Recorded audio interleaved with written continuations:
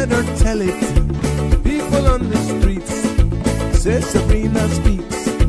Tune into the show, she will let you know. Tell all your friends and family.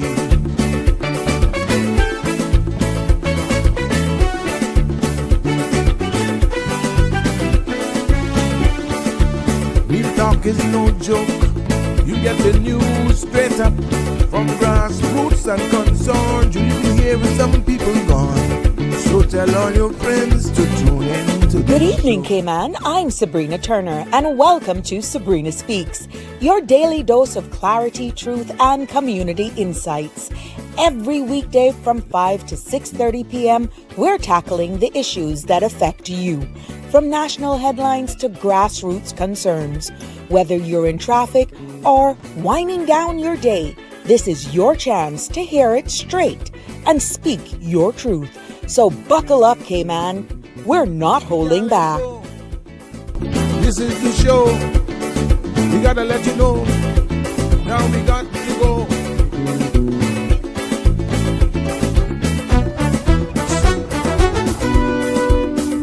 And now here's Sabrina.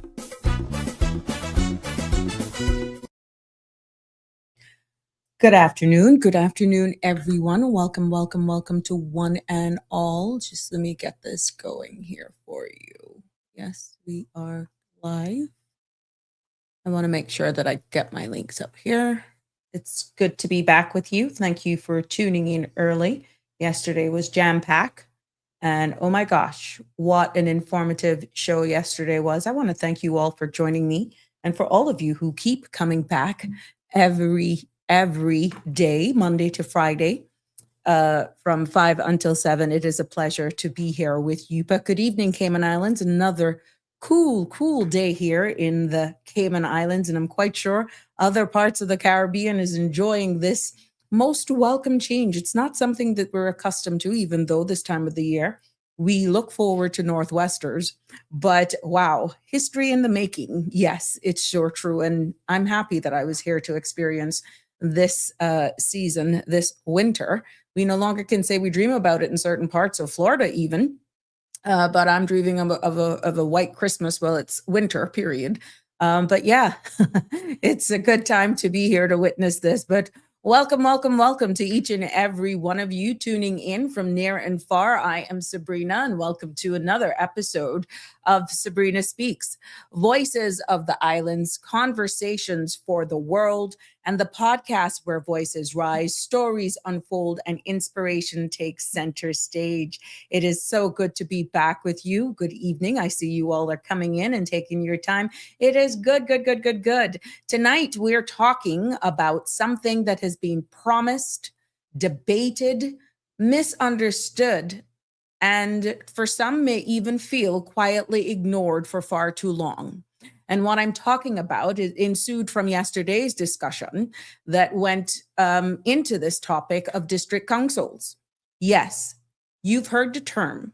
You've even seen groups pop up using the name. You've heard politicians say we need them, even as late as yesterday, or that they already exist, or that they're coming soon. But here's the truth. And it's time we say it plainly. Cayman does not have district councils. Not legally, not officially, not in the way our Constitution requires. And the reason is simple. The law that was supposed to create them, the Advisory District Councils Act of 2011, was passed, but it was never brought into force. It has never been enacted. It has never taken legal effect. So any group today calling themselves a district council may be a community group, an NPO, a volunteer committee, or a political initiative, but it is not a district council under Cayman law. And that matters because Section 119 of our Constitution promised Caymanians a formal structure way to advise their elected representatives, a real mechanism for accountability, a real voice for each district. And 15 years later, that promise is still sitting on a shelf. Well, tonight, ladies and gentlemen, we're going to break it down. How we got here, why the law never came to life, and what it means for the future of local democracy in these islands. The content you're about to hear, including any discussions or opinions from myself, guests, and or participants, is intended solely for general informational and entertainment purposes. It's not a substitute for professional legal, medical, or financial advice. I encourage you to consult with a qualified professional for your specific concerns. Bridge Media Limited and all its affiliates disclaims all liability for any decisions or actions taken in reliance on the information presented. 345-936-8255 is the number to call and be a part of this conversation this evening. And of course, whatever social media channels you're tuned in on, your comments are also welcome. Without further ado, let's look at what's been dominating our headlines today as it pertains to weather. The synopsis for this evening calls for winds will be gradually subside overnight as an area of high pressure moves into the Atlantic area of another frontal system. The small craft alert has been downgraded to a small craft advisory as the waves subsides. Satellite imagery shows cloudy to overcast layered clouds across the Northwest Caribbean. Now, the forecast for tonight calls for cloudy with a 30% chance of showers and periods of rain in the early morning, mainly for the sister islands. Temperatures will fall to the low 70s. Winds will be east to northeast 10 to 15 knots with higher gusts. Seas will be moderate to rough with wave heights of 4 to 6 feet, and a small craft advisory is in effect. The forecast for tomorrow calls for cloudy to overcast skies with a 40% chance of showers and periods of rain from the afternoon. Temperatures will rise to the upper 70s. Winds will be east to northeast, 10 to 15 knots with higher gusts, and seas will be moderate with wave heights of 3 to 5 feet. There will be a high tide at 10:58 tonight and a low tide at 4:51 tomorrow morning and 11:08 another high tomorrow. Sun will set this evening at 6:18. And it will sunrise tomorrow at 6:59.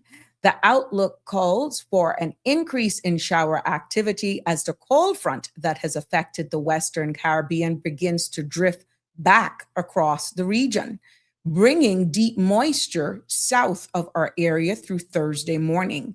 Therefore, another cold front, albeit less impactful than our previous one, will impact the Northwest Caribbean, bringing another round of rough seas and strong winds with cooler temperatures through Thursday and into Friday. So there you have it. Wow. The weather has really, I must say, has been really, really nice. I know some have pulled out those sweaters that they haven't used here in Cayman for quite some time. We all travel, over this time and into the new year, and it's cooler temperatures whenever we travel. But to say we needed to use them here, I am quite sure you dug them out, but there you have it. Let's just keep going along because, again, I am looking forward to this evening to be a very informative discussion. And I like your feedback when people actually call in and join in as it pertains to the topic that we're presenting. But before going there, let me just get you caught up on the headlines that is shaping Cayman and the world tonight. Let's keep it right here. The Royal Cayman Islands Police Service has officially redeployed its community policing units across all districts. Now, after months of public concerns over visibility and response time, officers are now back out on the beat, focusing on neighborhood patrols, youth engagement, and crime prevention. Now, in an announcement posted on the Royal Cayman Islands Police site yesterday, February the 2nd, as of the 1st of February, residents, and I got the link right here, residents in Central Georgetown, Prospect, and West Bay will once again see their familiar beat officers patrolling neighborhoods, attending community activities, and engaging directly with local businesses. And in Bodden Town, community policing officers will remain and continue as normal. Now, the Royal Cayman Islands Police Service recognizes that the community policing is a pillar of public safety, and it serves as the primary link between the police and the public, focusing on proactive problem solving and building the trust necessary to keep our island safe. I quote, "Our community police presence provides a sense of security that goes beyond traditional patrolling," says the Commissioner of Police. While the temporary withdrawal was a difficult operational necessity, our recruitment efforts have now reached a stage that allows us to return these officers to the heart of our communities, end quote. Now, to get in touch with your community police officers and learn more about community policing in your area, contact your district police station. So I know lots of you will be happy for this. And there you have it on the screen. We can actually, screen is frozen. Not so sure what's going on there. Sorry about that. The internet has sucked all over. Damian Henry, thank you for telling me that. But as we continue with the headlines, the government has also issued a new request for proposals to design an automated traffic enforcement system with conditions worsening across Grand Cayman. Officials say it's time to modernize how we manage road safety and flow. Yes, there we have. Also making headlines locally, the SAN is back. You heard from the weather. Yes. After months of erosions and concern, SAN is returning to 7 Mile Beach. Thanks to the recent northwester, beachgoers and residents have noticed a visible transformation along parts of the coastline, especially in the southern stretches of 7 Mile Beach. Areas that had been stripped down to rock and pretty much seawall are now showing fresh layers of sand, with some beach access points reappearing for the first time in months. Now, the buzz is definitely in the air. I have seen pictures from yesterday into today with photos and videos flooding social media, showing wider beaches and smoother shorelines, and even families enjoying the newly restored spaces. This is a welcoming sight. But while the return of the SAN is cause for celebration, experts are urging caution, because coastal scientists reminds us that northwesters can both erode and replenish the beach. And while this event has brought back sand, it may not be permanent. The long-term health of 7 Mile Beach continues to face serious threats from sea level rise, strong storms, and human development. Now, so the question is now, do we let nature take its course, or do we intervene to protect what's left? We'll be definitely following this story closely, because it isn't just about sand. Really and truly, it's about our shoreline, our economy, and our identity. So there you have it. I know you two have been seeing some of the pictures and the wave action. We're going to get some more again later on this week. So let's hope it doesn't take back out what it's brought in, but it'll continue to bring it in. And more on the Cayman Islands local news scene for today. Big news, big news for Cayman's aviation future if you haven't heard it before.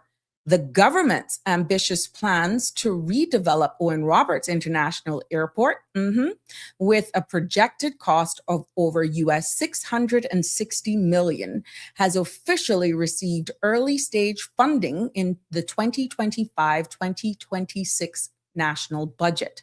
Now, Honorable Minister J. Ebanks, who oversees planning and infrastructure, confirmed that the redevelopment is a top infrastructure priority. And he outlined a vision during his Finance Committee presentation and again at the Chamber of Commerce Economic Forum. Now, the plan includes extending the runway by 1,900 feet into the North Sound, upgrading air traffic control systems, building a new general aviation terminal for private aircrafts, and the long-term adding passenger jet bridges, which were previously excluded due to costs. Now, Minister Ebanks called the project a once-in-a-generation investment and emphasized that the initial budget covers design, environmental assessments, and planning work, with construction funding expected in future cycles. Now, public consultations and environmental reviews are already underway as part of the CIA's 2041 Airports Master Plan, and we'll definitely keep you updated on this major project as it takes flight. Now, there you have it. That is our local news updates. I'm not going to go around the world. Nope, not going to do it. But there's still a lot going on from the US, even in Guyana. Yes, Guyana. All new weather basketball court has opened. I thought this was a good thing in Bridgetown, part of a broader push to expand youth development programs nationwide. So that's it. We'll take a wrap right there with you for our latest headlines, mostly local today. Yesterday we missed it. My apologies there, but it was so exciting to get into the conversation. And yes, let's see who's here with us today. Marshall, good evening. You're the first one to comment. It's good to have you here with me. Connie Bonnie, how are you, my love? Don, good evening to you. I am loving it, Donnie. Your coffee does not last long. Your Milo, your tea, if you go outside to enjoy it because it's that cold. But let me tell you something. It is different and it's welcoming. Damian Henry, yes. It's all good to have you here. Yes. I hope to. I don't even know because for me, it shows I'm fine. So whatever were the internet issues that you're seeing, I'm not aware of it because everything is fine on my side. So my apologies. It is beyond my control. Miss Barbara, it's so good to have you here. It's good to have you here. Nigel, yep, is congratulating on some of the headlines that we said. And it's good to have all of you here, Annie and Miss Dorothy. Let's send love out, Connie, to Jimbo, who declared, he would be out and recovering from a procedure that was done yesterday. I checked in with him and he is doing well. He's well on the mend. So sending get well wishes, speedy recovery for Jimbo. And I know he will be tuning in as all that anesthetic gets out of his system. But we're sending our love to you, Jimbo. Miss ya, a speedy recovery. And I still waiting for you to make a full recovery. So me, you, and Connie can hit the road running. Yes. There you go. Welcome, one and all. Now, here's something to really make you wonder. Think about this. It really got me scratching my head, and I had to actually say it. Let me go. Anonymous tips have helped police execute search warrants, right? And suspects have been identified. Investigations have moved forward.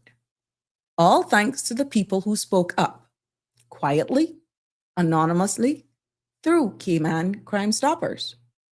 But here's the twist. The rewards for those tips still sitting there, unclaimed. You heard me right.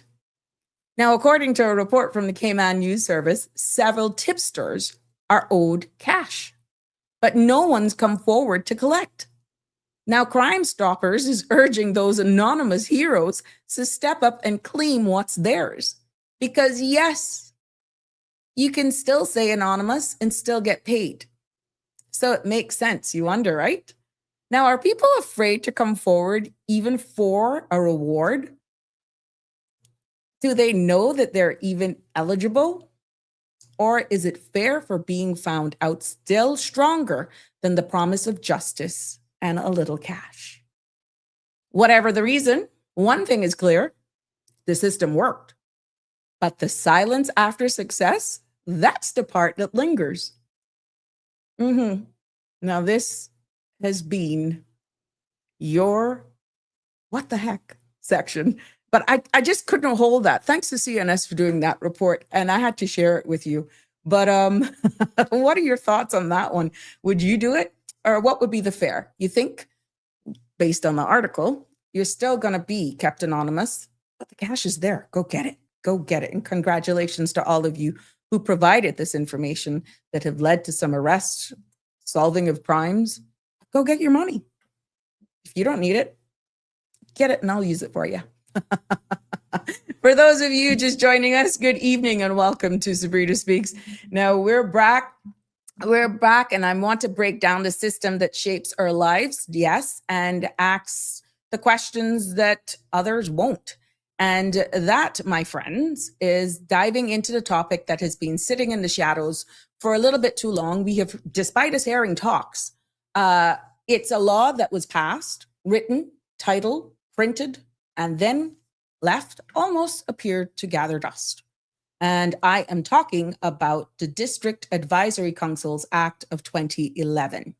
Now, this law was supposed to give every district in Cayman a formal voice on how it is governed.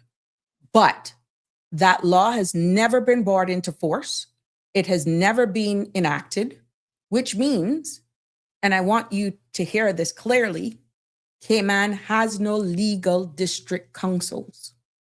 None. So I invite you to join in on the conversation if you want to share what your thoughts are, or if it is an aha moment for you. I want to hear from you. 345-936-8255 is the number to call to be a part of this discussion. You can also send me a WhatsApp, or you can comment if you're tuning in via YouTube or Facebook to join in on this conversation. Now, let's get straight to it, okay? This piece of legislation, the piece of legislation that I'm talking about, has really been very topical. It has been very topical all the time. But I don't think people are really grasping what transpired, okay? It's a law that was passed, as I said, has a title, it was written, and almost appeared to have gathered dust. But here's the kicker. It was never brought into force, and it was never really activated.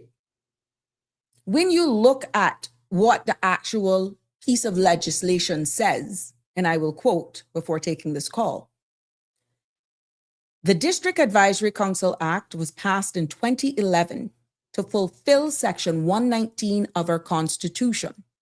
And I've put what that Section 119 is on the screen. Now, that section states that Parliament must make a law to establish district councils, local advisory bodies to help guide elected members of Parliament on issues affecting their communities. So, what did that act actually propose? Section 1 of this law, pretty much, break it down, gives the law its name. Section 2 defines the terms and what the councils and who it counts and the elected members and so on, right? And then Section 3 of this says each district may have a council. The key word is may. Each district may have a council, but only if the MP from that district decides to appoint one. So it's optional, not automatic. Section 4 of this piece of legislation also says that councils can have up to 10 members. And here's the twist. They're all appointed by the member of Parliament. And if the member of Parliament is part of a political party, most of the council must come from that party's district committee. Section 5 of the law says members serve at the pleasure of the member of Parliament, meaning they can be removed at any time. Section 6 of this law outlines that the council's role is that they're advisory only. They don't make decisions. They just give opinions, advice, recommendations to the member of Parliament.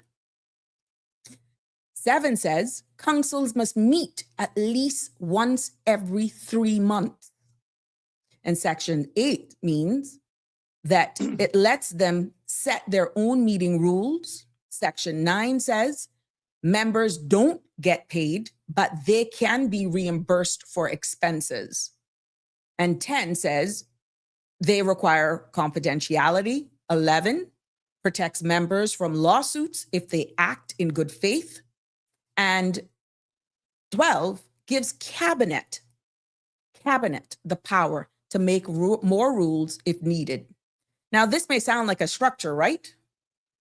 But there's a problem. Before we go into that, Good evening, caller, and welcome to Sabrina Speaks. What's on your mind? Not surprised. Good evening, Sabrina, and good evening to your esteemed listeners.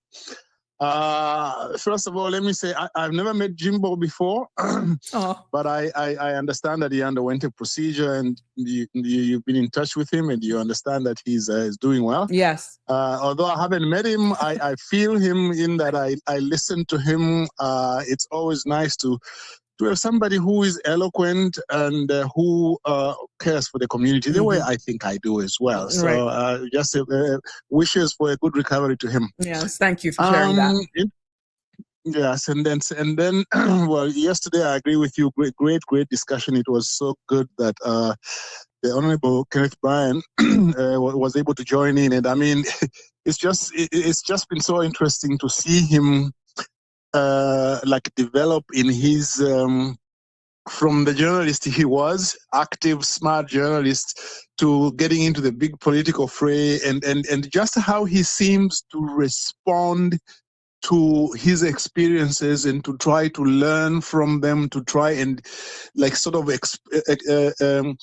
moderate his views and so on. I mean, that's good to see, and I'm not just saying that. That's always good to see in anybody, whether they are, he's a mature politician now, but it's just good to see in anybody, because some people can be in politics for so a long time, but they don't show that ability to respond to the environment and show that great effort to try and move things forward. Now, district councils, woo. Well, somebody called me some time back, not recently, actually, a long time ago. They asked me, they said, but what is this thing they say that the law hasn't been implemented or it hasn't been enacted? But I mean, if the parliament has enacted it, what is the difference? Can you explain that? So, I mean, I explained it to him, but that was not on air. It was in a private call. But I thought maybe we can begin there because it gives us, thank you. It gives us an opportunity to to sort of exchange ideas. So, you see, you were reading Section 1, and Section 1(2) says that the law shall come into force on such date as may be appointed by the governor and cabinet. Now, where the law is now, it has, in terms of the technical legality of it was enacted. Now, when is a law enacted? It is enacted when the governor signs it. Now, why is it not enacted when the Legislative Assembly passes it? The reason it's not enacted at that point is because the Legislative Assembly is only one part of the legislature. The other part of the legislature is the governor. I think in a call some time back with you and Denny, Mr. Balika, 1 second. I'm going to add another caller who wants to join you, but it's not the member from Georgetown. So 1 second. That's great. That is great. And I like that. Let me find. Oh, where is she? There we go. There we go. Let's add. Go ahead, Mr. Balika. I'm just hoping that she. Yeah, go ahead. You can continue once. Yes. Good evening, caller. You're live. You're joined with Mr. Balika. Wonderful. Good evening. Of course, because I called, I didn't hear the last couple minutes of what you've been saying, but I intentionally wanted to call while Mr. Balika was on the line because listening to everything that you've said in what the Act says, and also the rhetoric over the past 3 years, the general consensus has been, what is the purpose of a district council if the members are appointed by the MPs? And because I think a lot of people argue about, we don't have no district councils yet. Where's the district councils? What happened to the district councils? Because they're looking for a group of individuals from that politician's constituency to hold them somewhat accountable. But if they're appointed by them, they're their own team players. So what is the purpose of the district council is my question, and I will hang up and listen. Thank you so much. Thank you so much for that. And it's Well, excellent question I too. hope she. Well, very, very excellent question. Yeah. You know, okay, like, are you appoint advisors? Advisors, I'm appointing you here. I want you to tell me whatever I want to hear. You know, but you are my advisors. That's what the question is. Well, I wish you had stayed on, but you know, I hope that we can reconnect again. Well, you see, the way I understood the district councils, they were intended to be, well, as it says, advisory to the minister. To be some kind of link between the minister and the people in their constituency. So, and because they are advisory, their advice was never meant to be binding. But you see, it's very, very interesting because you find that in a lot of cases, when you have somebody who is advising you, usually that advisor is appointed by you. Look at the US, for example. You've got people, okay, you've got the secretaries of state who are, in a sense, advisory to the president because he is the one who wields executive power. They merely assist him to exercise that power, but he appoints them and they advise him. He'll appoint, and then the administrative staff, he appoints them, but they advise him. In other governments, they have what are called special assistants. Like you would have a special assistant for like the prime minister or the president who have special assistant for press, special assistant on legal affairs, special assistant for the economy, and so on. So even if they do have ministries, but they have those people who are close to them who can give them advice straight away on certain things. So, I mean, the answer to the question, in a sense, is difficult. One, you would just expect to say, well, to accept that normally a government functionary appoints their own advisors. But what you would wish is that they would appoint advisors who are known for their objectivity, and that when they come in, they should also be reassured that, hey, you are my advisor. I don't want you to tell me what I want to hear. I want you to tell me what your opinion is. I want you to tell me what's going on out there so that I can better perform my functions. I guess that's the only way one can explain that, because again, an advisor is supposed to have a good personal relationship with you, and that's why usually you do not get another authority to appoint an advisor for you, because at a certain level it also has to do not just with the technical ability of the person, but also like the personal rapport that you might have. I don't know if that's an adequate answer, but that's the way I understood the councils. I think what they were supposed to be is actually, where democracy is concerned, it was actually bridging between the people and the representative, but in a structural way.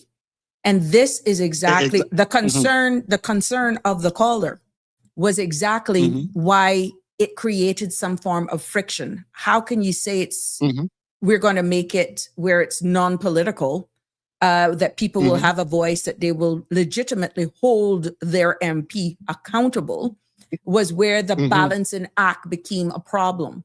Because from the mere fact that you are actually tasked as this group for giving, when we under the umbrella of giving the community a formal voice, how do you do that when then that's selected, as stated in the legislation, by that, handpicked by that MP? It isn't a voluntary service. So it's almost, I'm not going to want to rock the boat. I don't want to upset the MP because I want to remain a part.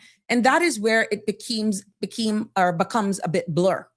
You know, they're really supposed to be respected as a group, to have some sort of formal table or space at a table from the local. We always hear this term here, politics is local, but this is what would actually legitimize that statement, and bringing members of civil society who may not want or have any political aspirations whatsoever, but want to be a part of their community. And if they're well organized and supported both ways, trust me, those groups can make any MP's life much easier. because they feel much as easier, though, yes. yes, they have a stake, they are respected, and it's a buy-in. So to be honest with you, when you look at even how the law is outlined, it is structured how they were supposed to meet. The question came in as how they're selected. So I can understand the concerns from the caller. What is the purpose? If how the law was designed is that they're handpicked, but you can see it from both sides as well. Why it would be important for them to have some say. But then if it's all politically aligned, because I think there was one part in the actual law. No, that's the remuneration side of things. It says where an electoral district, this is how it preempt the constituencies. And I don't mind to go through, to skip, but look at this. Section 5. If single member constituencies were to be introduced or new electoral districts added, subsection 4 shall apply to them in the same way as it applies to constituencies existing at the commencement of this law. And going back to number 4, it says where an electoral district does not have a member who belongs to the party whose leader has been appointed premier under section 49(2) of the Constitution, the party or member shall be entitled to nominate up to 3 members to the relevant council. So you can see I can see the caller's concern. Yes, you see, and it highlights something that you have also alluded to in your discussion, in that you see there is almost like, if not legally, but at least at a factual operational level, that these district councils might have a dual role, which is not just to advise, but they might also be a check and balance on the MP. Because I don't imagine that when you choose them and they come from the constituency, they see, you see, they are more than just advisors, because they are also part of your constituents.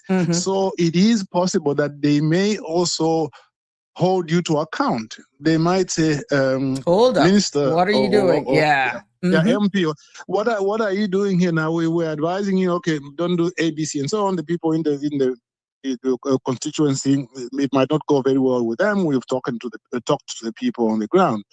But then they might say, well, look, we think that what you said regarding such and such a matter, we, as well as the constituents, think that you didn't do the right thing. Why did you do that? The people want to know. Okay? And that is something that does not appear in the law there.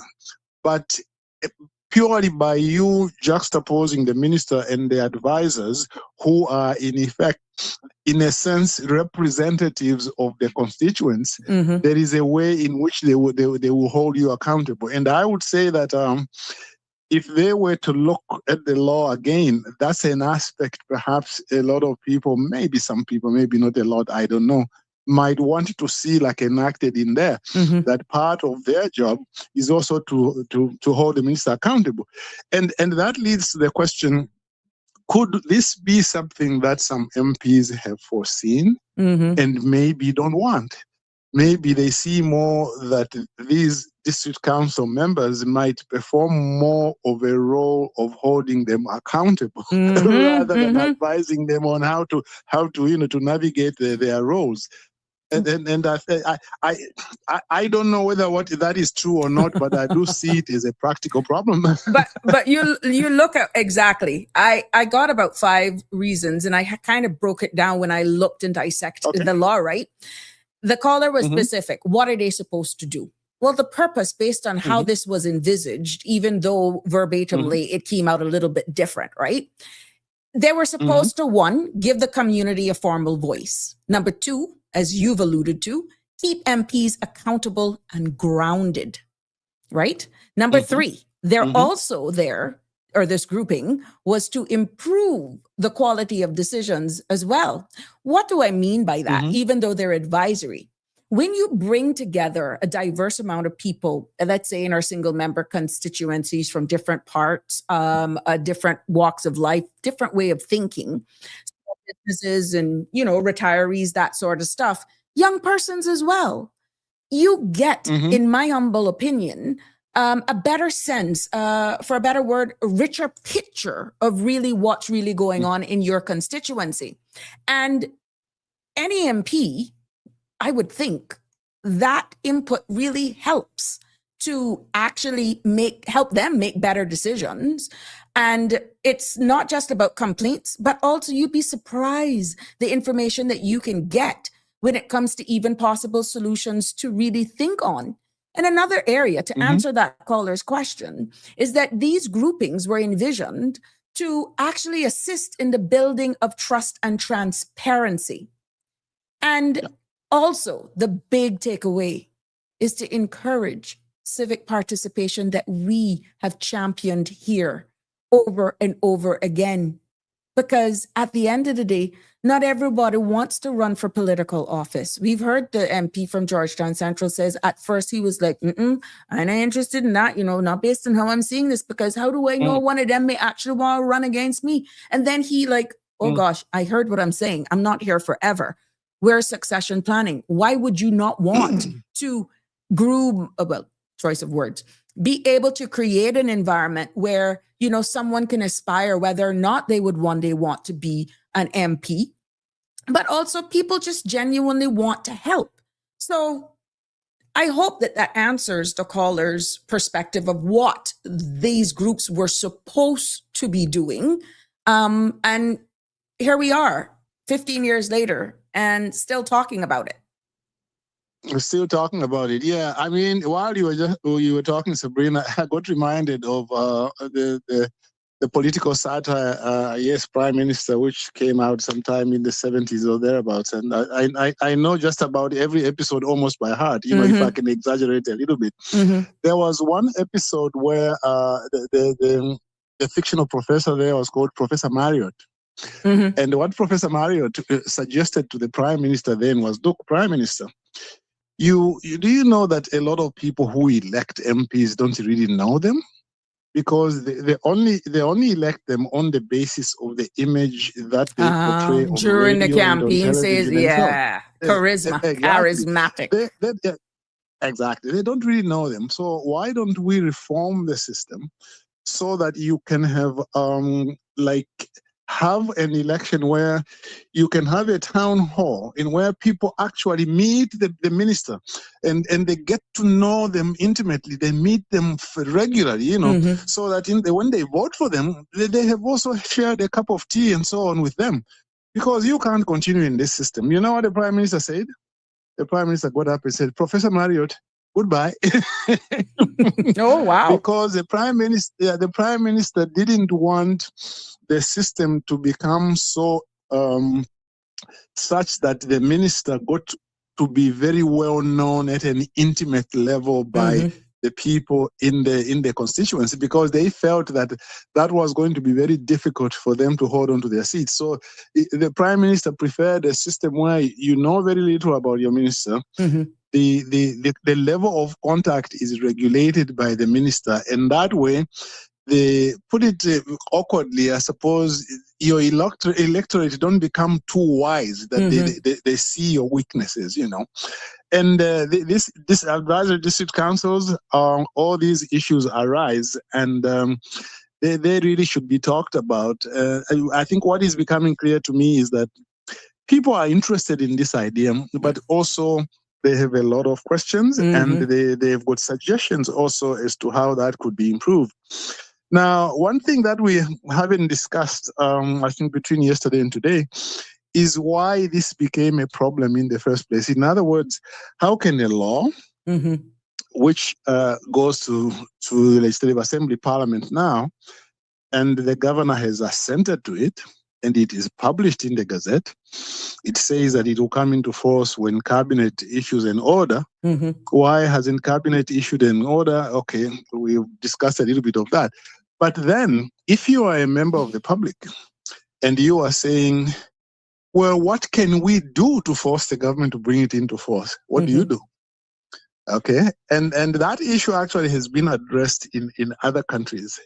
because there has been litigation in Canada and Australia, which I'm aware of, over the last few decades, where a government fails to bring a law into force, an act into force, and people get frustrated and they went to court.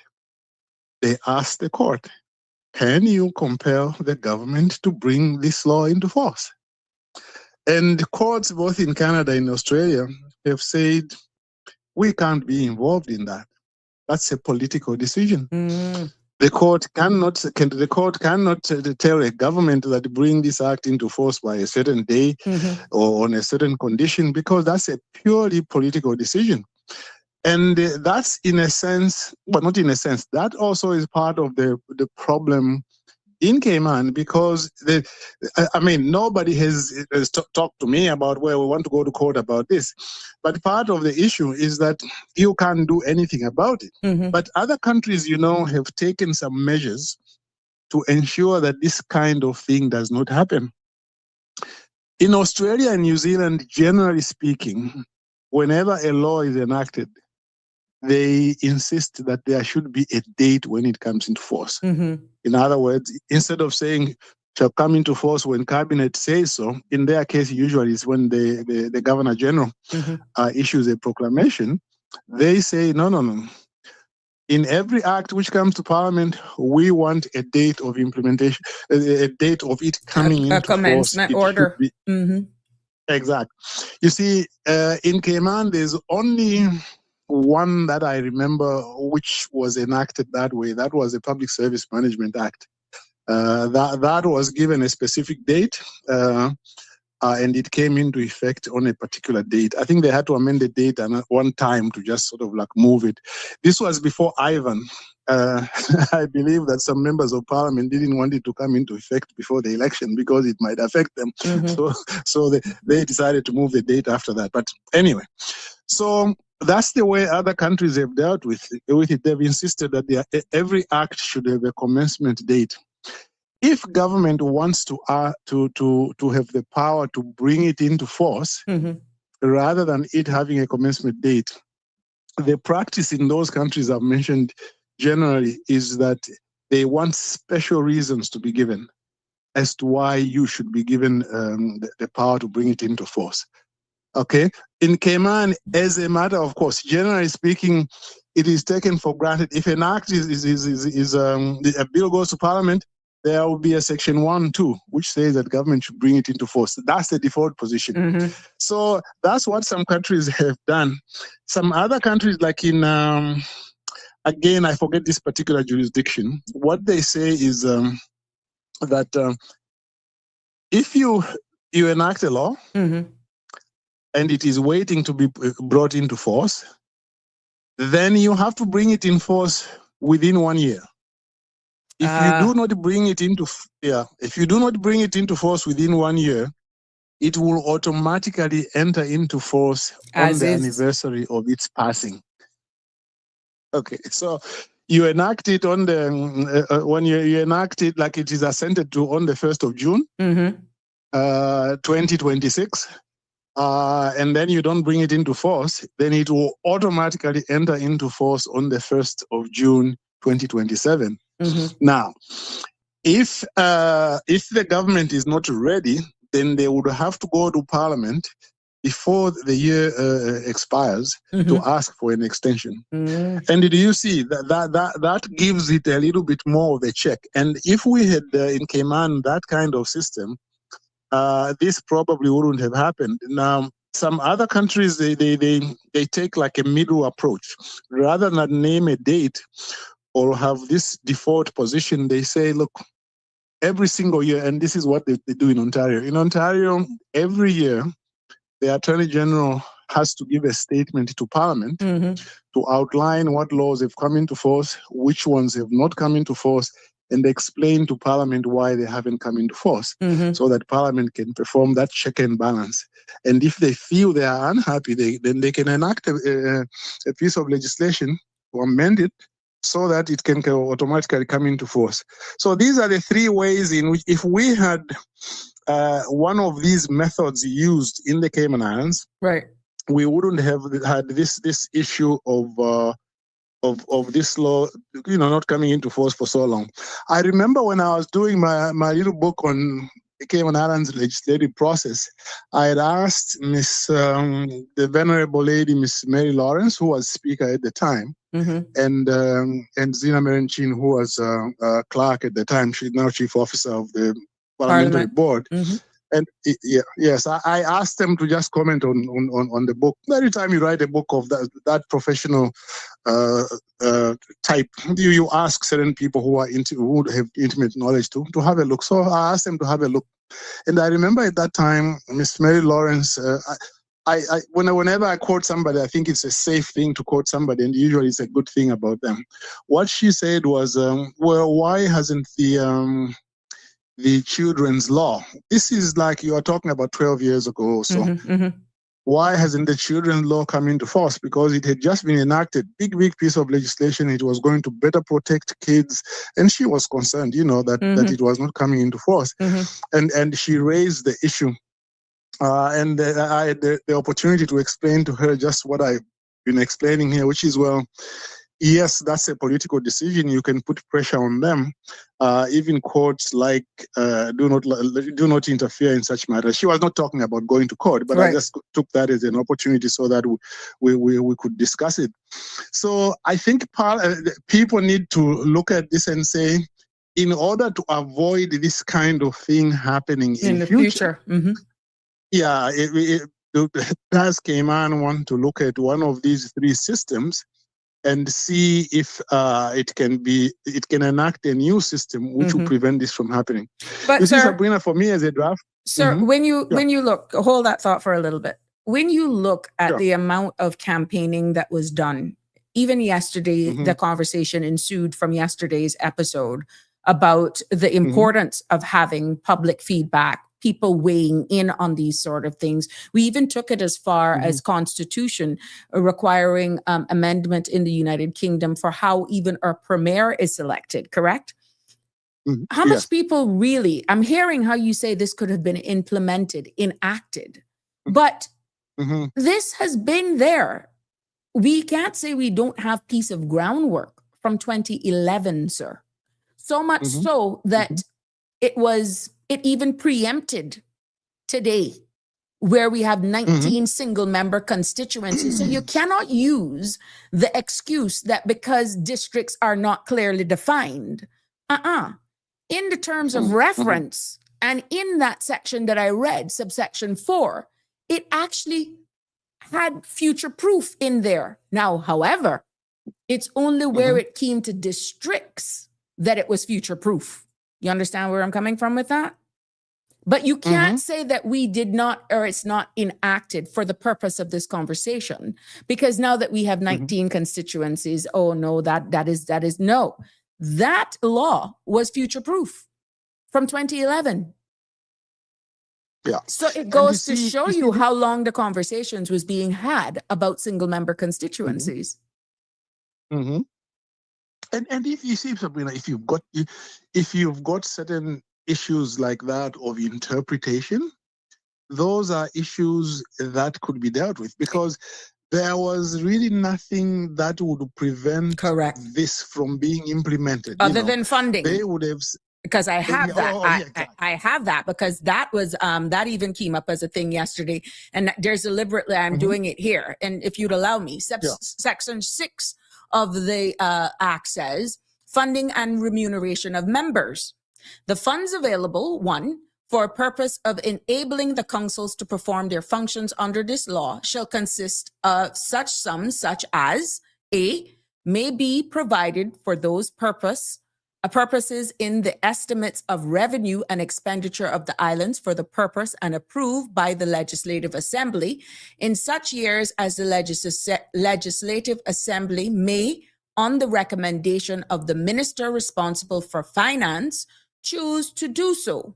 B, the councils may receive as donations, and C, the councils may raise through community and other activities. Subsection 2 of the 6 says councils shall have a power to charge to the general, have no power to charge to the general revenues of the islands any of their expenditure. Subsection 3, members who are not public officers as defined in the Constitution shall be paid such allowances as the governor in cabinet may determine.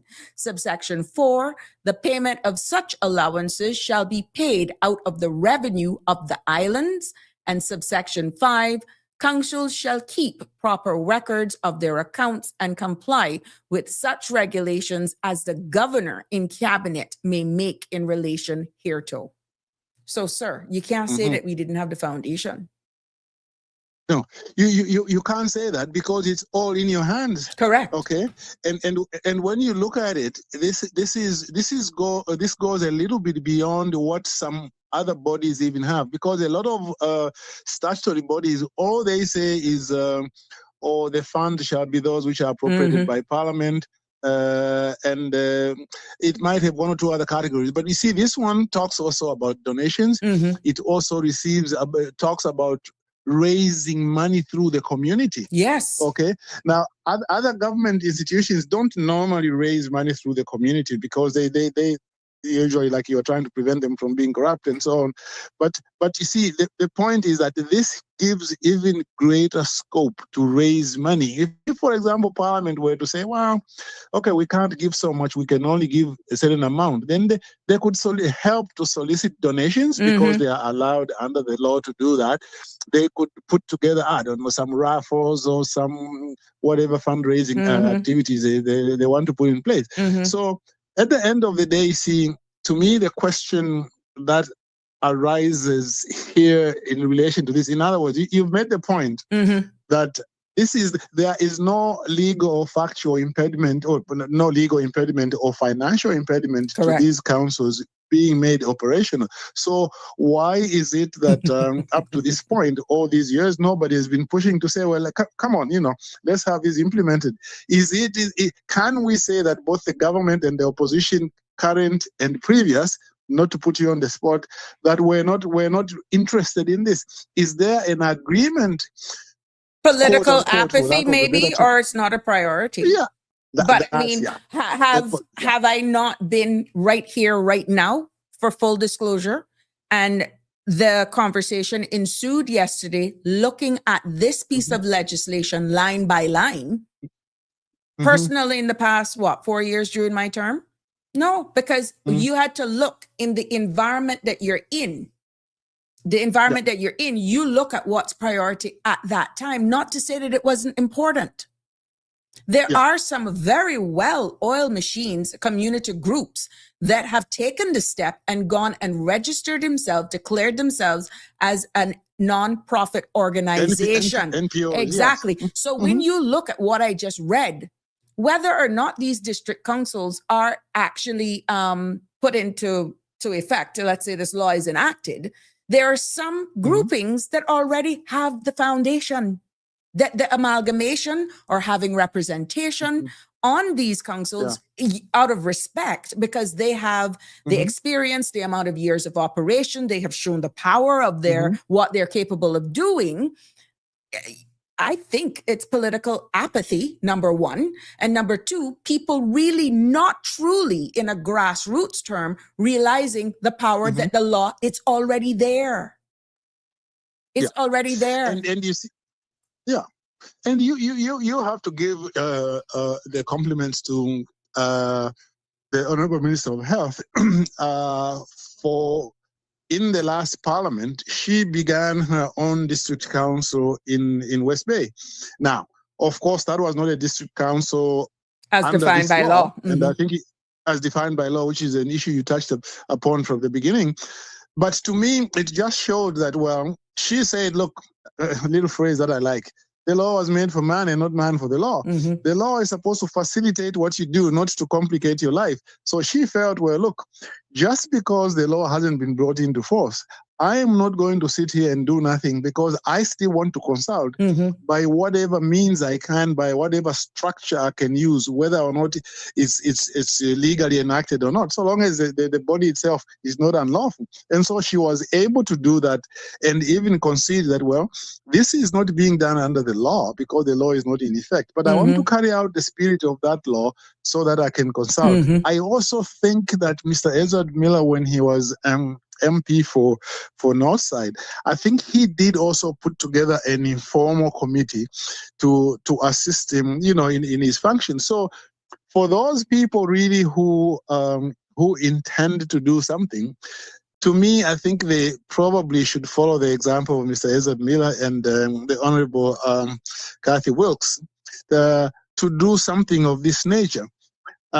Because now I start to think, this political apathy, is it common to all politicians or not? Because first of all, I would be. You just jogged my memory on something there when you talked about the priorities in government.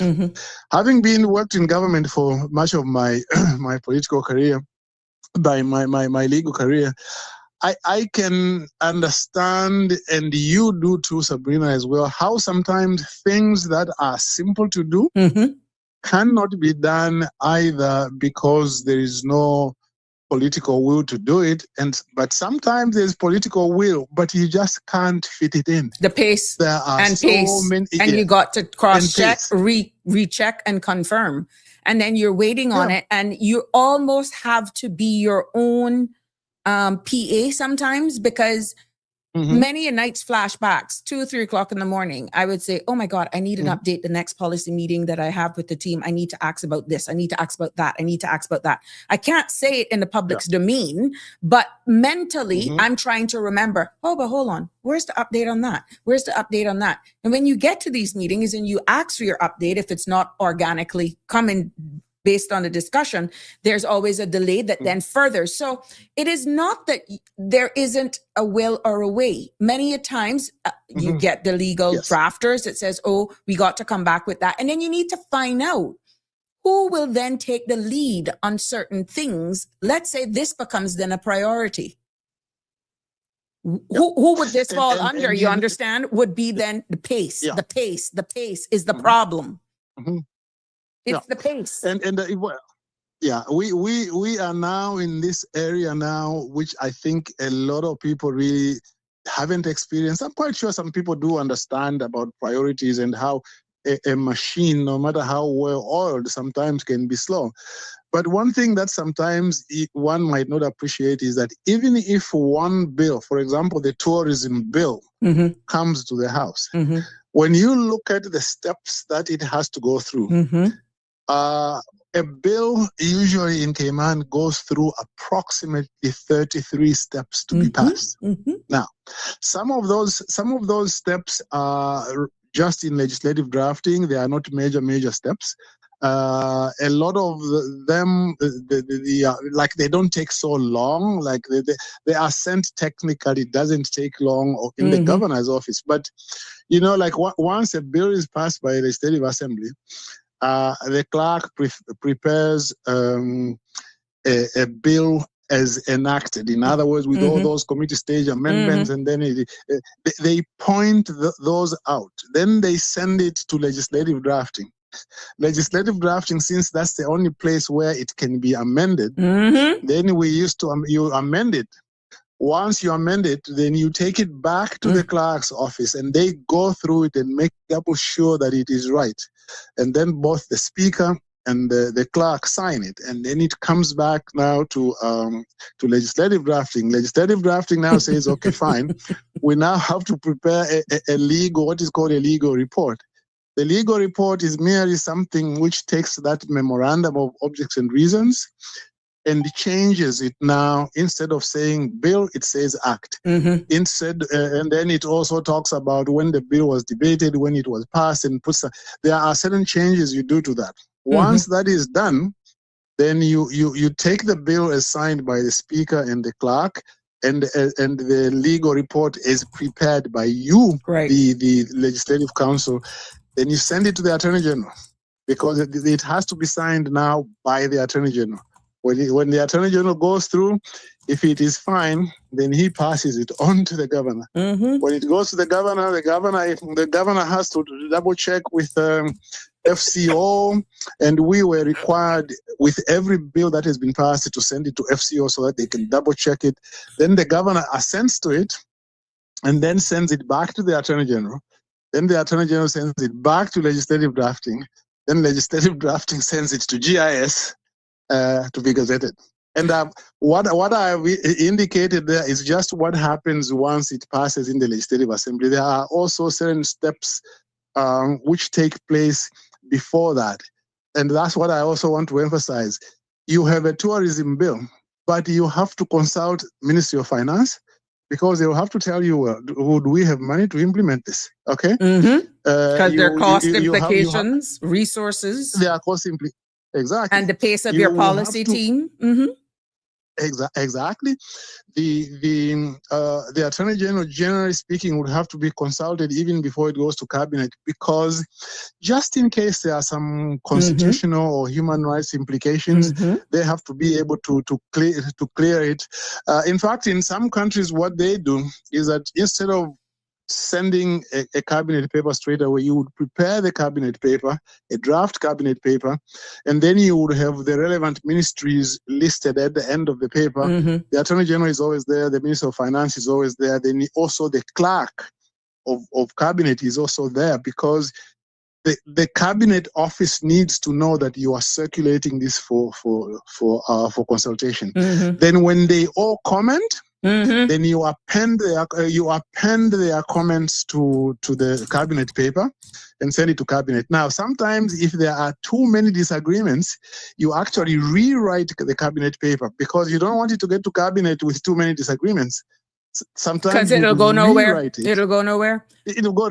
Exactly. So you rewrite it, then you recirculate it, and if this time the disagreements are minimal, then you take that and you take it to cabinet. So there is a lot that takes place. Things that look simple, they take a long time. But however, caller, there's a reason why I stopped you, because we have some comments coming in, and I want to read some, because some have questions as well. So stick it right there, but let's keep this one relevant to where you were at. Denver says, how many times, and based on your experience, how many times in the past our government had passed laws one sitting? Bang, overnight. So why such simple things need to be made law can take so long? Weigh in on that one, and then I'll go to some comments and questions made by Alfred Reel. Can you respond to Denver? Well, if I understand Denver, you were saying, well, if they can do certain things very quickly and do them in one day, why can they do the same with other things? Is that like the essence of the question? Pretty much. Yes. Yeah. Because I guess based on the topic that we're having, this seems like a low-hanging fruit, even though it was from 2011. We see where certain elements of this piece of legislation has actually preempted future of single-member constituencies. Here we are, 15 years, and it clearly outlines what it doesn't have is the regulation. So there's a financial implication to it. But that is all stuff that can be discussed. So yes to your question. Yes, because sometimes it is because somebody doesn't want the piece of legislation. Look, when you go to Parliament, one day, if they want it to be passed, it will be passed. There are sometimes the OECD has come in and they say they want this legislation to be done in 3 weeks. It is passed. A lot of times when it is delayed, it is not always because of the bureaucracy. Sometimes it is because the parties who are consulting on it can't agree. Sometimes there's a drafter. I've held legislation in the countries I've worked in. Sometimes I've held legislation for 2 years. It's already drafted, and I've circulated it for comment. But like one legislation, I won't mention which one, this was in the BVI, STEP couldn't agree on 2 sections with the government. So I held on to it for 2 years. So sometimes that's the problem. What we can say about the district council one is that despite all these explanations that we're trying to say, well, look, sometimes it's not the fault of the government, it's just a system and they need to consult.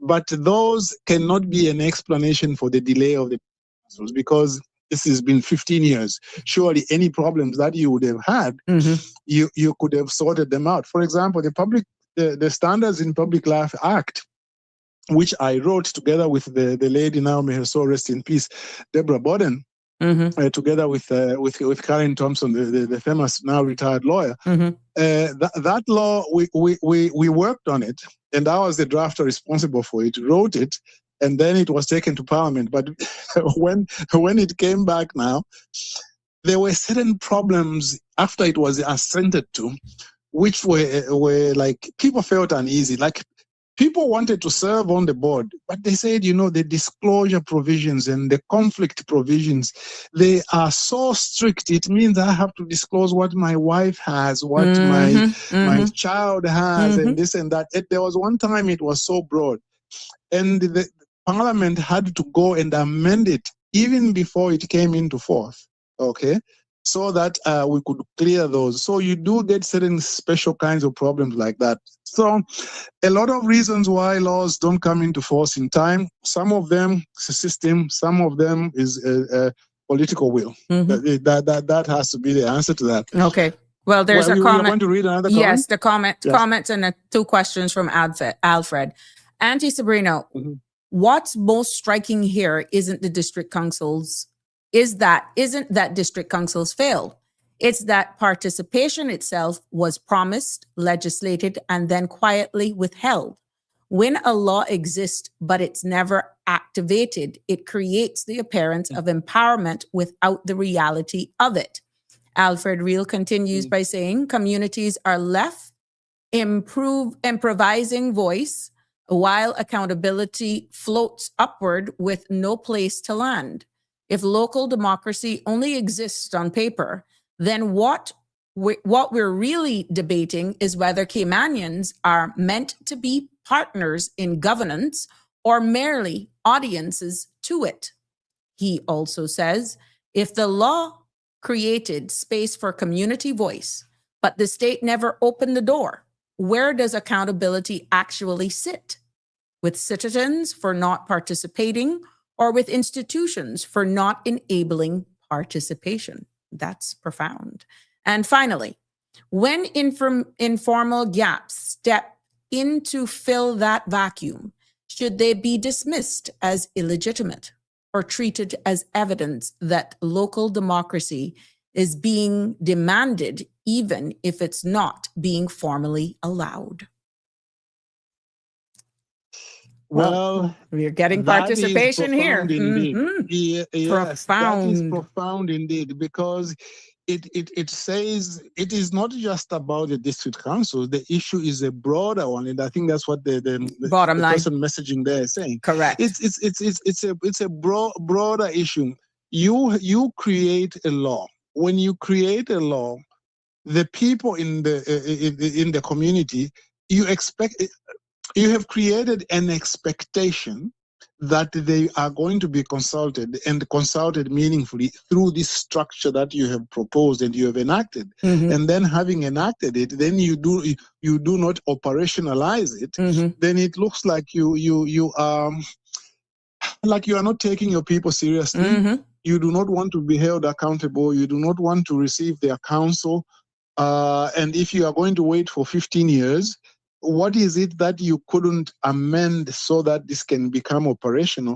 Because in the end, they start saying, maybe you never wanted this to begin with. Correct. And if you never wanted this to begin with, what is your attitude to us as your constituents? What is your attitude to democracy? What is your attitude to accountability and good governance? And this is, I hope that the government, this one, future ones, can look at something like what has happened to the district council law, that it raises much broader questions. And I think the thing is they should try as much as possible to see if they can enact this. Now, on a smaller point, Sabrina, as somebody who wrote legislation for a long time in my career, I should also mention that when legislation is drafted, it takes a lot of time. I've described a little bit of what happens. Mhm. Sometimes, by the way, without repeating everything, when it comes to me as a drafter, depending on the legal and legislative issues, Mhm. sometimes I have to do so much research, case law, other jurisdictions, other countries, what they do. And once I finish it and it's not enacted, even I'm frustrated as a personal level. Mm. But more importantly, you have wasted government money Mhm. because you are paying me to do it. You are paying the advisors, the ministers who consider it, everybody. If you were, for example, to say how much money went into the district council bill, in other words, look at the MPs. Did they debate it let's say they debated it for 5 hours? Mhm. How much was each one of them getting per hour? Like if you take And break it down. Mhm. their work schedule and so on, you break it up. Like in government, for example, when they are claiming costs in government, like costs in court, they take the salary of the Crown Counsel who was doing it. Mhm. They calculate how many hours they work and how much their monthly salary is, and then they come down to say, okay, this comes to maybe $80 or $90 or $100 an hour. Mhm. If you calculate it that way, with respect to everybody who has worked on that bill, Mhm. you could easily find that the district council's bill probably cost $500,000 to make. Wow. Okay, Wow. you know, if you were to do it like now in government, we don't usually think like that. The people in the private sector, particularly lawyers and accountants who charge you per hour, they always think like that Because with time is them, money. everything. Time is money. Time Maybe is we money. need to take that principal step in the civil service then. Maybe that's the stance, because time is money Exactly. and it's the people's Exactly, money. because I would be interested, for example, if the Auditor General had a means to be able to determine that, to be able to say in respect of every bill, and to say how much money was used, and whether that was, what's the term they use, value for money. Mm-hmm, Okay, mm-hmm. what value for money was given for all this money that was spent to prepare this bill, and it hasn't come into force. And when you look at the list of laws that have come into force, there are not too many, but because some of them you see are recent. But the ones that I'm looking at right now, which have taken like which were enacted maybe in the last 5 years, you've got the Design Rights Act, which was passed in 2019, hasn't come into force. A very bad one is Institute of Caymanian Heritage Act, which was passed in 1991. Don't forget the It is pharmacy still bill. listed. Well, Farmers Bill was, in fact, that's the one which is here. That's the one I was going to do next. You were Minister of Health, you know this. Pharmacy Act, 1991. Woof. Okay, then they enacted the new Pharmacy Act, 2024. Mhm. This hasn't come into force, but at least I would expect this one to repeal the other one. Mhm. Then you've got Residential Tenancies Act. Mhm. It was enacted in 2009. I doubt that will ever come into force. But And then look how you've got much the people have been sanitary- asking for that. Look at how much You people see? the people have been asking. So continue to read it. Continue. Yeah. So Residential Tenancies Act, and then Stock Exchange Company Amendment Act. This is an amendment to an act which already exists, but this amendment hasn't come into force since 2020. And then there's a Sunday Trading Amendment Law, 2016. And then finally, this one is a big one. Whistleblower Protection Amendment Act, 2018. Okay. Mhm. And that's the list. Think about how much money has gone into these. And the ones I have read is because they've taken a little long. There are some other ones which were passed in 2024, like Adoption Act, anti-sexual harassment was passed in 2025. Those are still within a reasonable time, Yeah. because government has to look at how much money is going to be spent, money has to be allocated, and so on and so But forth. sir, even By the looking way- at the Sunday Trades Act, we have heard it. It Mhm. is something very simple, even because we're seeing right now how much businesses have been exempted and who can actually trade on Sundays. And the conversation has actually took place right here, that there is an appetite for businesses in excess of 3,000 square feet that they would open. But unless that piece of legislation see. changes, Okay. unless that one piece of legislation, just that section that says you can't operate grocery stores specific that are in excess of 3,000 square feet, can't. All that has to be removed. Oh, And guess is what? that There the issue is, with that one? yes, that there is an appetite for that. You have other people that can actually be deemed as non-essential services because there's a bunch of exemptions that has been actually created for persons to actually open their business on Sundays, like car repair stores, places that you can actually go and purchase stuff. But the section that is blocking grocery stores is the square footage. Once you're in excess of 3,000 square feet, you cannot open your doors on Sundays. Once you are in excess of Correct. 3,000 square feet, 3,001, you can't. No. And Well, there is an now, appetite. There is I'm telling you, there is an appetite from those business owners that they would actually open. So, in other words, I mean, consultation, I imagine, did take place, but it seems that even if it was enacted, it can't be implemented. Why? Because the disagreement has continued. Or they're not realizing how we're actually on the front doorstep. All you have to do is to make the step. I can assure you the discussions and the legislations that you have actually pointed out there and where they are right now will have some people really going to really see and look exactly, oh my God, well, we can get that done. Really. And this is why spaces like this is so important. You have highlighted all of these pieces of legislation. We have brought to the forefront. We're getting feedback from the public. We're seeing where people are in favor of. Then, hello, it's a no-brainer of what, if they're really listening to the people, what they should do. It's easy. Yeah. And the other thing, if there's still some subsisting like disagreement, then the issue becomes: did you sufficiently consult before then? Correct. Okay. Correct. Now I know that just because you consult, government sometimes will tell you. Look, we have consulted with everybody, but we can't accommodate everybody. We'll accommodate this and that idea, and then we'll make a compromise between this and that idea and come out with this third idea. Once that happens, I do understand government, you are elected because the people elected you, so you have to have the final say. So you can go ahead and say that. But at the end of the day, once you have made up your mind, then you should implement it. I do not think that the consultation should go on even fighting the coming into force of the law. I remember when I passed 2004, I worked on I wrote the Employment Act. Okay. That time, Walling Whitaker was the director of employment relations. Joy Basdale was my good boss in the ministry, who was giving the main instructions to that. You know, she wasn't my direct boss, but I considered her to be my boss because she was permanent secretary, and we worked very well to her. One lady I really, really admire, by the way, and we worked on the legislation, and it was passed.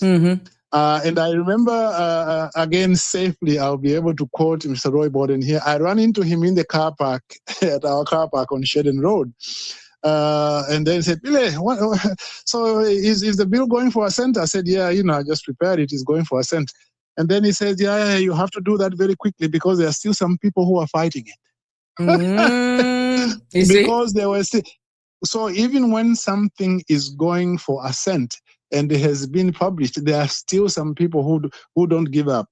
And in a sense, those people succeeded because for a long time it didn't come into force. I think now maybe part of it is in force or something like that, because people just in Cayman, they seem to be able, even after a law is passed, to be able to influence the government, I suppose, because it's a small place. Yeah, it's a small developing state, and many people are fearful of not getting elected.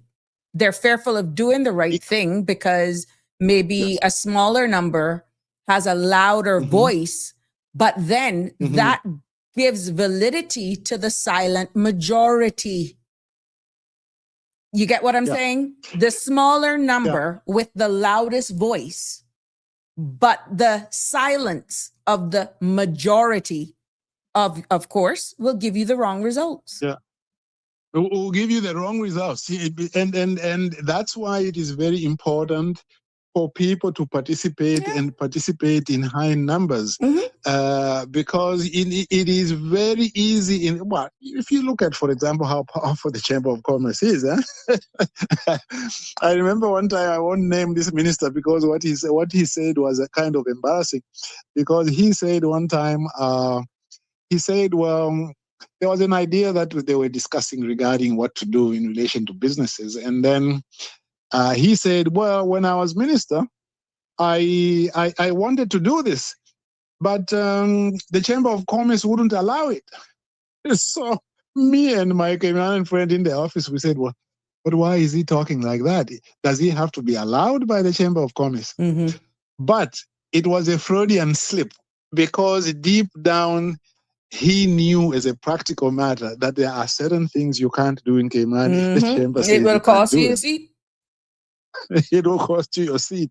So, but these are the realities. I mean, there are so many advantages to it being a small jurisdiction, in that you run into your minister in the car park, in the supermarket, and you can talk, and that's good. That's why it is particularly disappointing that this idea of district councils, which I think would work better in a small jurisdiction, we haven't taken full advantage to be able to make it work. In a larger jurisdiction, it can be a little bit of a problem, because if you've got a constituency like the constituency I'm in Canada, has got about 1 million people or something like that, because it's in Greater Toronto. You really can't work a system like that in such a way that the minister is close to the people. Right. But in Cayman, you can. In Cayman, you can. So it is really something that has to be looked at. But at the end of the day, I'm just happy, frankly, to have been associated with writing legislation in Cayman, because I as much as I think there's need for greater training of members of parliament and people who work in the sector and so forth, I really appreciated the fact that if I needed to clear up a point, I could easily reach the actual person I Correct. want. Which is unique. Sometimes it's unique. Which is unique, It is unique, because sometimes we go to Parliament, the minister just comes to me and then says, that thing that you wrote in there? Okay. What is the reason for that? And then we would explain it. And then we say, can we change it a little bit? Oh, we go to the committee room, have some tea there, and then we have it done. In larger governments, the minister will tell me, okay, I have to check with this one and that one and that one. And by the time he gives me his instruction, I even doubt whether he explained it properly to the person that he was consulting. I remember one minister when I was in the house. I won't call this one, although it was not a bad thing. I think I was amending the law relating to marriage, and this was before the same-sex marriage issue. Okay? So we went there and we were amending some other provisions there, and then he came to me and said, "You know what? I think you need to change the definition of marriage." I said, "What do you mean?" He said, "I want you to make it clear that marriage is between a man and a woman." Okay, that was not the reason why government brought that bill to Parliament. No. But he just thought about it, said, no. I want to take, the minister said, I want to take this as an opportunity to say that. That's why when you go to the marriage law, to spell it out, even before the civil union thing and so on, it said the marriage is between a man and a woman. So, and this was the minister just came to me and told me that, and then I went to the AG, I said, this the minister wants, we wrote it and we amended it, and that was it. So really, Cayman should take full advantage of the fact that it is very easy to consult. And I think the government in Cayman because it's small, and partly also is just because I find there is a certain attitude in government that people want to consult. I just don't know why that hasn't filtered through to the district councils thing. And by the way, Sabrina, a lot of this which I'm saying today is in my little course on the legislative process, but that's another issue. So It's been a while. It's the first time for 2026, for the record. it's a long while since I Long mentioned time. that. Long time you never say it. Don't mess with you, boy. But we're looking forward now. The path forward. Let's take a step as we look forward. We obviously see where the people are asking for district councils. We've established that there is a piece of legislation, even though some may say it's outdated, but there are certain elements in there that actually preempted exactly the structure that we have today. Would you say that the path forward is to just really listen to the people, maybe have a quick revisit of this, and even if there's some amendments, don't go gung-ho over it. But even if it is minor tweaks and amendments to modernize it 15 years after the fact, nothing that will hold it back, because based on this conversation and feedback we've received, people are realizing we got the foundation. Let's get it rolling. And you just need to sort out your funding for those remuneration of your boards, how they're going to be structured. But how would you see the path forward? You see, I think that government should put together a little working group. They always put together, as you know, working groups for different pieces of legislation. They don't have working groups for all legislation, although they do consult. But sometimes they'll put together a working group, like I was part of many working groups, data protection, FOI, different working groups, to be able to consult with the people, to say, okay, here's a working group. Can you give us some recommendations regarding what changes can be made to this law so that it can become acceptable, and give them an opportunity to consult. That working group will consult, of course, with the ministers, all of them, because they will be part of this, consult with some constituencies, consult with the political parties, and put together like a synthesis of what the views appear to be, and put these recommendations to cabinet and see whether a set of amendments can be drawn up to take them to the Legislative Assembly and then have this enacted. I think something like that needs to be done, rather than the way it is. We are just talking about it on radio and in the Parliament. And of course, just Mr.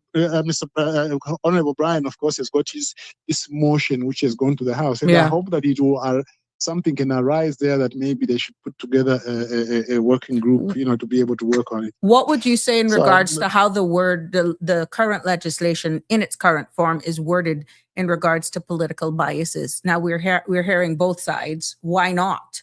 And then some people are saying, well, then you wouldn't have a balance. But that is why diversifying those persons selected is key as well. But what would be your take on, if it is actually going to take a minor amendment to modernize it, how it actually looks at political biases? What would be your take on that? Political biases. I would say that they should try perhaps to make it clear that all political parties should be represented at the district level. In other words, you've got a district council in Northside, for example. You should be able to, the legislation should say that if there are political parties there should be representatives from each political party. So because at the end of the day, that representative is not a representative just for their party. It is it's for everybody in that constituency. So that will ensure that even if people have biases, but they will all be together as part of one team, and they try to see if they can give some coherent advice to the minister, which hopefully would not be unduly colored by party loyalty, but rather by what the people want. So that's one area I think that can be Well, it looked would at. look it would Because look what like how the cabinet is right now as well. There's no majority ruling party that makes up the composition of cabinet. Exactly. You know, you know, Barack Obama, when he put together his cabinet, he had to govern, of course, as center left, and he drew some inspiration from Lincoln, who had a cabinet. I think it was called a cabinet of rivals or something like that. You know? So, as much as what we said yesterday, which was that it is important to have a government where the core values are the same, Correct. because otherwise there'll be too much pulling back and forth. But still, you want within that, while you pursue that ideal, you don't want to exclude people who disagree with you. Okay. Now there are some people who just, you are so far apart on the key issues, like the Honorable Brian was saying yesterday, you are so far apart on immigration, on tourism, on financial services. Then you can say, look, we can't work together with you. We will listen to you, but you can't become part of the structure. Now, there's one little thing I just wanted to clear up, Sabrina, Go about ahead. this is, there is this confusion sometimes when they talk about the district council's bill. Some people say, well, it hasn't been brought into force, it hasn't been enacted, it hasn't been implemented, it hasn't been, like the right terminology, it hasn't been commenced. Legally, usually they would say the act comes into force or enters into force. Okay. Like it says in section 1.1, it says shall come into force. That's normally the term that most people will understand. Now, some lawyers will use the term commencement. Like, the commencement is really a legal term which they use, like you do a commencement order. The commencement order is the one that brings the law into force. But I was speaking to a lady who was a senior drafter in the Office of Parliamentary Counsel in the UK. We were at a conference in South Africa. I was chairing a session, and she was one of the two speakers in my session. And the talk she gave was that in the UK, sometimes they don't want to use the term commencement, although they still use it, because in their research, they found out that when you tell people commencement, they don't understand what commencement is. And then also, sometimes if you say it hasn't been implemented, that's not quite accurate. It is misleading, because there is legal implementation. Legal implementation means there is an order which has been passed to bring it into force. Then there's also factual implementation. There are sometimes you can bring a law into legal force, but it's not implemented on the ground, in that you haven't appointed the board of directors, you haven't established an office, you only start doing that after. Now, and so forth. So what I would encourage people is to rather use the term come into force, to say, okay, it hasn't come into force. Now, to say that it hasn't been enacted is also not correct, because it is enacted once the governor signs it and it's published in the Gazette. It's enacted. Okay, like the District Council bill Act was enacted in 2011. Yeah, there I have it on the screen. Now to I have it on bring the it into screen. force. Yeah. Oh, you have it on the screen. See, I got So it's just a little bit of the terminology of it. I won't say it this time. This one also is in the course, but I wasn't going to say it. So yeah, but I mean, I just thought that I should explain that, because you know there can be some misunderstanding regarding that. So. But really, let us see where this goes. I just think that the wrong thing is to just let it continue knocking around the way it is. And I think it's really great that you were able to begin this discussion yesterday and continued it today, because clearly people are interested. It goes to the root of democracy. It's not just about district councils, and people really want to participate. You see, the way what I think that in government, for example, they should promote a lot.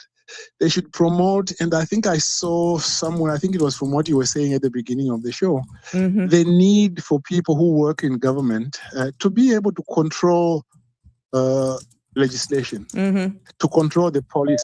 to be able to know how to work within that system. Because the danger that sometimes you have in a small jurisdiction, and I think we've talked about it a little bit earlier, is that because you've got these important, big interests in the private sector who are really part of the system, they should be consulted. They bring a lot of good to the country, but also there's a danger sometimes. Hold on, I got somebody who wants to be added to the call. Okay, 1 second. Sure. Hold on. Let me get this. There we go. Want to make sure. Go ahead, sir, until that person is connected. Oh, good evening, caller. You're live. Okay. Good evening. Hello. Hello. Good evening. Good evening. You're live. Sabrina. Yes, and Dr. Mr. Balika is also on the line. Good evening, Mr. Balika. I always enjoy hearing when you call in. Well, now I'm going to keep quiet because I also hear you calling. I want to listen now more than talk. Well, I actually just had to your point about the laws, no commencement date, right? I just want to. I would love for you to either confirm or correct my understanding of this commencement, right? So, take for example the 2009 Cayman Islands residential tenancy law, right? Yes. It was enacted, but it's not enforced. What I understand that to mean, when a law is enacted, it has passed through Parliament, received assent from the governor, and is officially on the books. But many Cayman Islands laws have a clause that says they will come into force on a date appointed by cabinet, right? Sometimes called a commencement by order. So if no commencement order is ever issued, is it the law remains enacted but not enforced? Exactly. It is part of the statute book. It has gone through all the legislative processes and all the elements, the components of the legislature who are the Legislative Assembly and the governor. They have enacted it. So it is a law. It is enacted. It is on the statute book. When the statute book is printed, it is included, but it has not been operationalized. It has not been brought into force. So it's like it's sleeping, but it's real, but it's just not active. It is sleeping. It has passed all the legislative steps. It is just there now. It is sleeping. It is like it is sleeping, but it is part of the statute book. It is part of the laws of the Cayman Islands. So my understanding then is right that this happens sometimes when governments pass a law, but then they realize that there are some sort of hurdles, right? Whether they be administrative, political, or practical hurdles. Like, for instance, with this particular law, like setting up a tenancy tribunal, funding the enforcement, or just ironing out any problematic clauses. Am I correct in my understanding, sir? Yes, those are some of the reasons why they might not bring it into force. It might be they don't have the money. They are not ready to recruit the people who might be necessary.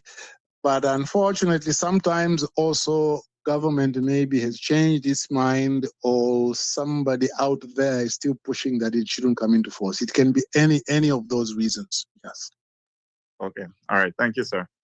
There you go. Then I don't know if you I thought I should mention before you go that this is something that other countries have tried to avoid, by ensuring that government, for example, if it doesn't bring a law into force after 1 year, the law will automatically come into force after 1 year. Some countries have put into place certain things which are intended to ensure that it doesn't stay like that for a long time without the government being accountable for failing to bring it into force. Yes. But then how would that be feasible? Because if the case is that it wasn't brought into force because of, not that it brought in force, if there's no commencement order because of things like, setting up tribunals and funding enforcement, etc. I mean, how would it, I'm just asking, how would it work if it's automatically brought into force? Yeah. Okay. Very, very good question, because it allows me to say something which I was planning to say, but we didn't quite get round to it. Okay, the way. Okay, there is a provision in the law which says that once a law has been assented to by the governor, even if it has not been brought into force, the certain things can be done under the law if it is necessary for those things to be done before it is brought into force. So, for example, if, say, before a law comes into force, you want to appoint a council, even before the law comes into force, the cabinet can appoint a council and give them letters of appointment and say, okay, but your term will begin when the law comes into force. Mm-hmm. Sometimes also, like they did recently with the Legal Services Bill, Legal Services Act, what they said was, okay, we have enacted it, it's been assented to, but before we bring it into force, we need to prepare the regulations. So they prepared the regulations, and I believe they also appointed the tribunals who are going to act under that law. And then once they had done that, then they brought it into force. Now, it depends on the nature of the legislation. Some legislation works better when you have the regulations in advance. Some others, you can do it after that. Like, for example, if you've got a law where you can start doing certain things now and do some others later after the regulations are done, you can bring it into force even before the regulations are in force. But if, say, the regulations are really vital Mm-hmm. to the operation of the law, then you want to prepare them before you bring it into force. So you can do it one of two ways. Okay, interesting. I don't know. I don't know if that was too convoluted. No. I was able to follow. You follow. Yeah. Yes, please. Thank you very much for speaking to you, sir. Thank you so much when Mr. Belika calls. There we go. I think we all do. You're so kind, sir. Thank you. Thank you. I think we how you had break down how laws are amended and the amount of time and all of those have cost implications. I don't think people realize the steps and the phases that you go through. And for someone who isn't or haven't been there, who are just looking, look, we need the law to say this, we need the law to say that, let's get it done now. It is this is not making excuses. But unintended consequences, I think somebody had actually mentioned there, if you don't get it right. But then how can you actually hasten things that is of priority to the people? Because you realize a year has already gone out of this administration come April already. Think about that, Mr. Belika. Yeah. You know, because you see, legislation has got the technical side, the bureaucratic side of it, but there's also sometimes the political sensitivity of certain issues. For example, let me go back to, like, when you are giving what are called instructions, which are proposals for legislation to be done. They instruct the guidelines in the Cayman Islands, which follow the guidelines, generally speaking, in the Commonwealth. They say, well, if you want to pass a piece of legislation, what are the elements that should be contained in your proposals? Okay, you should say, what is the reason that you want this law? Why do you want it? Okay. What are the possible legal, constitutional, or human rights problems that could arise? And if they do arise, how do you deal with them? Does the matter have any issues of political sensitivity? Are there certain things, for example, which might be politically sensitive, maybe not to the whole government, but to the particular minister? Imagine, for example, if you are the minister in whose constituency the dump, for example, falls, okay? And the government wants to enter into some contract on how to deal with the dump. Of course, the minister in whose constituency it falls, it will be sensitive to them, because if the policy of the government ends up making the government unpopular, he or she could lose his seat. Why? Because they're going to say, well, look, you are in our constituency and you allowed them to do that, so that even me as a drafter, although I'm not a politician, but I'm trained as well to recognize political sensitivity. You're able to And the put policy yourself in officer- that person's shoe. What if it was me? What if the shoe was on the other foot? Exactly. And so you've got all these things that have to be done, and then if the law, for example, requires like sometimes there's an amendment which is required. Sometimes an officer would come to us and say, the minister wants you to delete this word in this law, and then you put this other word in, and then very often I would ask, okay, what is the reason? Oh, the reason is because this is what the minister agreed with the chamber. Or Context matters. Say, no. Context. Yeah, context, exactly. Because then I would say, okay, for me as a drafter, what I need to know, I want to know, the real question is, what is the policy reason behind it? Okay? What is the policy reason behind it? If the minister wants me to put it in, and I might even suggest maybe that to achieve the end he wants, this is not the best way to do it, because for me, it's far more important I understand what end you want to achieve, and then leave to me how to achieve that. Because sometimes people will tell you, delete this word and put this word in. And then when I say, okay, but why do you want it deleted? Then they say what they want to achieve. Then I tell them, well, if that's what you want to achieve, deleting this word is not going to achieve it. Let me discuss with you how we can achieve it. So that all these are the little tiny things that you have to work with people. Nuances in dealing with people. And a lot of people, sometimes even senior people in government, sometimes I did find some of them really needed to know how to be able to work in that kind of environment. And not take things personal, because they may think, based on your line of questioning, that you're trying to block them, when if you are in your role to protect them, to bring them the outcomes legally, then it takes a matter of understanding. But they have to also be open to suggestions, another perspective, because I wouldn't think that me being the minister and you working as a legal drafter would not be in my best interest, carrying out my wishes in the best interest of the spirit and intent of what I'm trying to achieve in a piece of law. Now, that may sound like a word salad, but what I'm saying is I wouldn't expect for someone of your caliber, if you were there and I was writing a piece of law, that you would actually not do your best to try and give me what I'm asking for.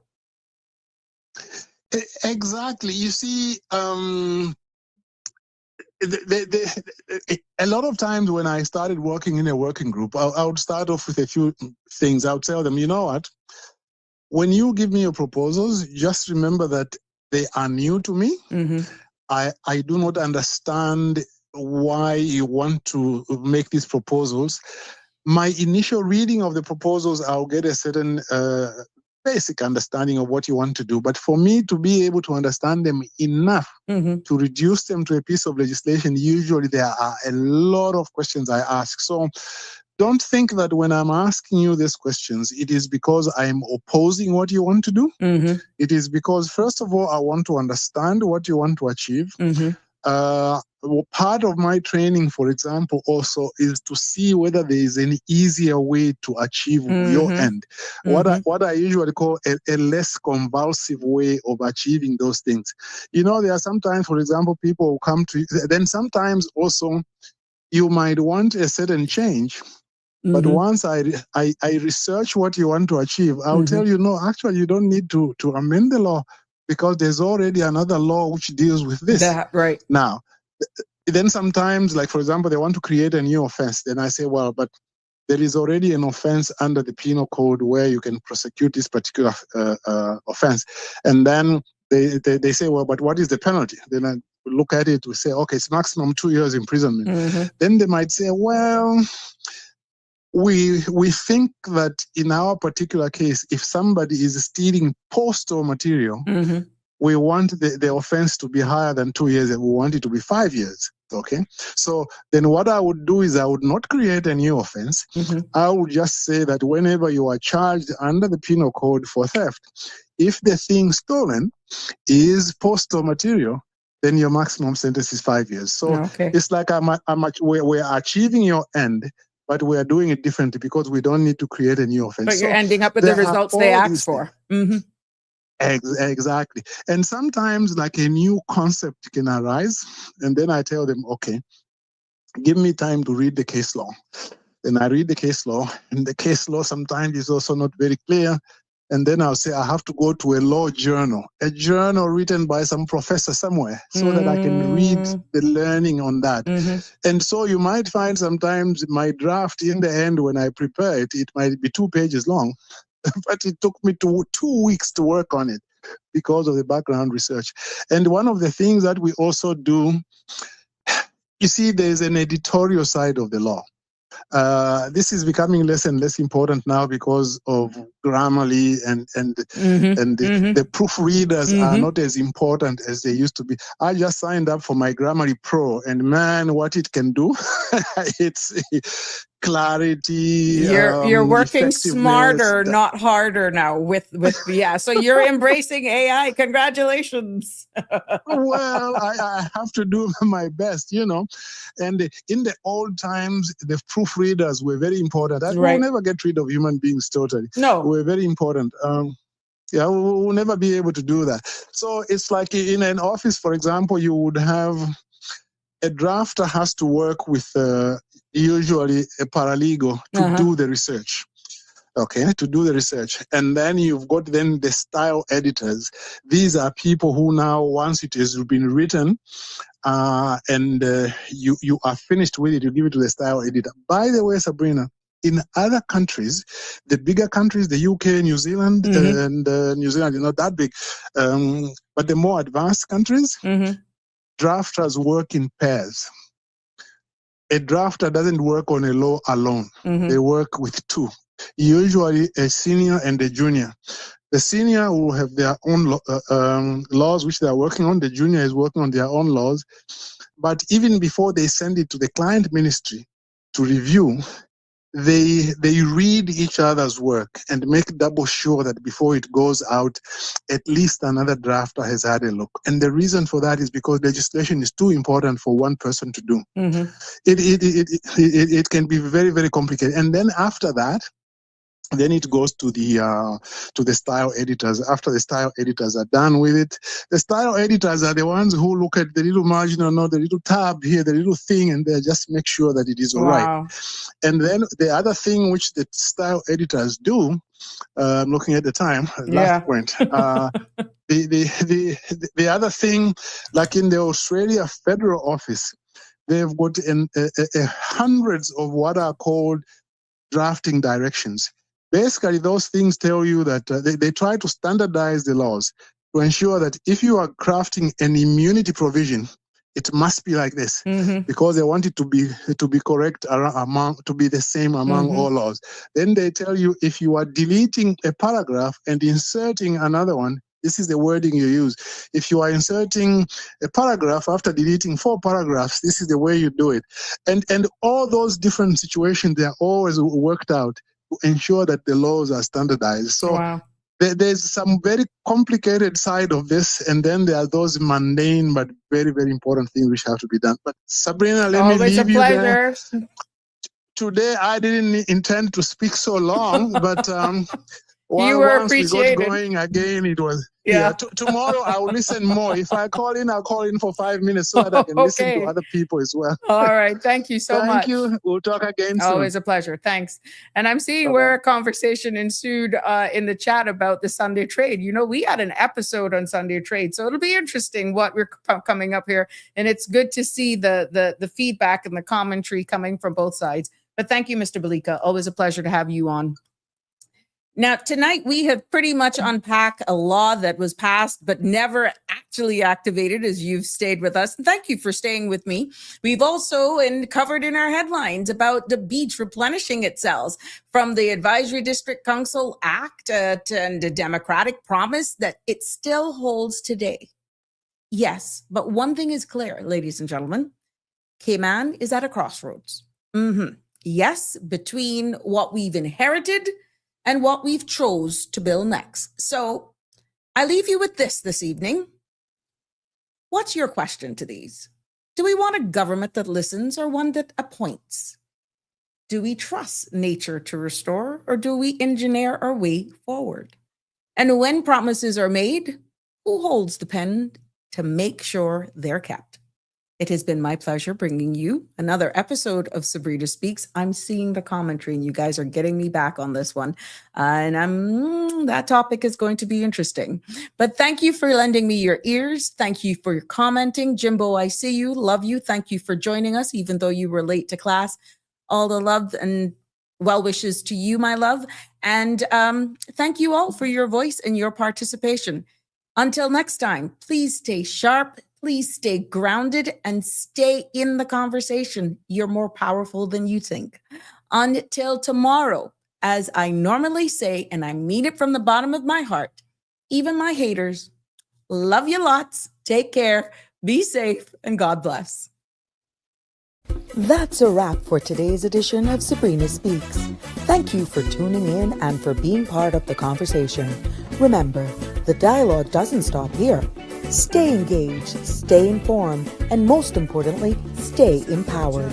We'll be back tomorrow at 5 p.m., same time, same place, right here on CMR TV and radio, where your voice matters and your truth is heard.